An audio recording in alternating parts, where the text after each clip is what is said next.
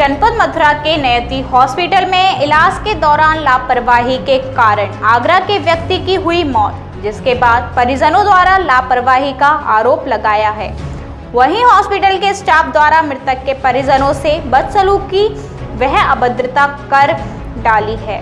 बताते हैं कि जनपद आगरा के कमला नगर के रहने वाले 58 वर्षीय संजय जिंदल को 17 तारीख को गले में तकलीफ होने के कारण मथुरा के नयती हॉस्पिटल में भर्ती कराया गया, जहां हॉस्पिटल प्रबंधन द्वारा उनका कोरोना टेस्ट किया गया, जिसके बाद कोरोना की रिपोर्ट नेगेटिव आई। लेकिन अस्पताल प्रशासन द्वारा मनमानी करते हुए संजय जिंदल को कोविड वार्ड में शिफ्ट कर दिया।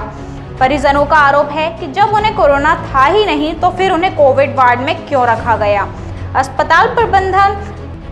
अस्पताल प्रबंधन द्वारा मनमानी करते हुए उन्हें कोविड शिफ्ट करने के बाद कोरोना से संबंधित दवाइयां दी गईं, लेकिन लाखों रुपए का बिल बनाकर तैयार कर दिया गया और आज इलाज के दौरान उनकी मौत हो गई। परिजनों का आरोप है कि अस्पताल प्रबंधन द्वारा जबरन मनमानी करते हुए उन्हें कोविड भर्ती किया गया था, जिसमें अस्पताल प्रबंधन द्वारा पूरी लापरवाही बरती गई थी और लापरवाही के कारण उनकी मौत हो गई है। इलाज के नाम पर लाखों रुपए का बिल हाथ में थमा दिया गया। बिल को लेकर सवाल किए जाने पर अस्पताल स्टाफ द्वारा अभद्र भाषा का इस्तेमाल किया गया। वहीं मृतक के परिजनों के साथ बदसलूकी कर डाली है, जिसके बाद से अस्पताल में हंगामा खड़ा हो गया।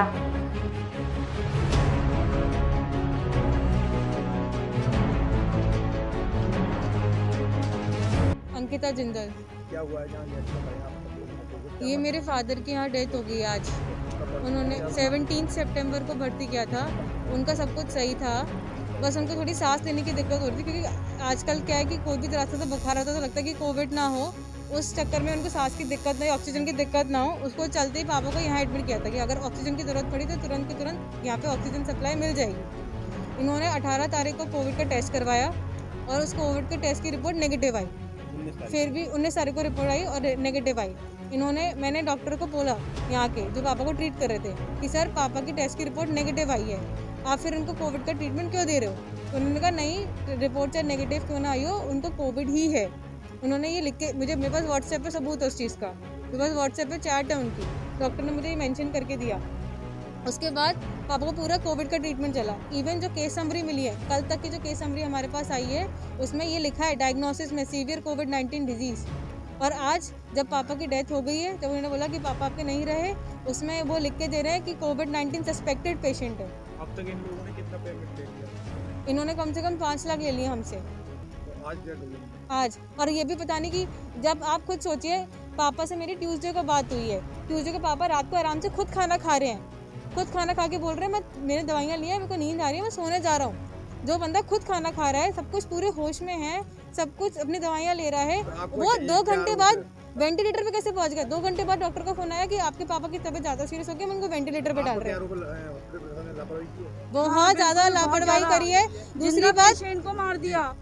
दूसरी बात, लापरवाही तो करी है ट्रीटमेंट में। दूसरी बात, अगर आपने कोविड का ट्रीटमेंट दिया, कोविड पेशेंट के बीच में रखा है, तो आज अगर वो नहीं रहे तो फिर आप लिख के क्यों नहीं दे रहे कि उनकी डेथ कोविड की वजह से हुई है। सस्पेक्टेड क्यों लिख के दे रहे हैं?